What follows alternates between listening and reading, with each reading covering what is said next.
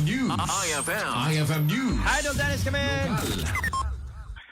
Maragsakan iti Menro Office ti Pagudpod, agaputamon dagitay taga Pagudpod iti mangproteher dagitay may stranded nga marine mammals kas kuma iti pawikan Idol Bernard.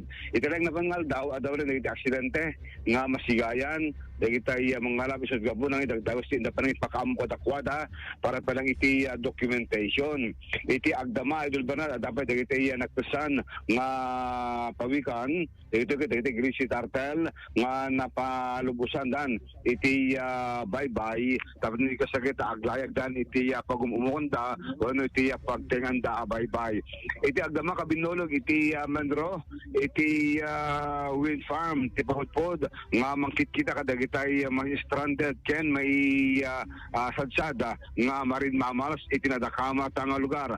Awan pa iti doktaran Idol Bernard nga naglako wano nagparty ti pawikan kahit nga sabihin amon dito taga Pagudpod nga protektaran ken ay ilalaen dagitoy nga marine mammals.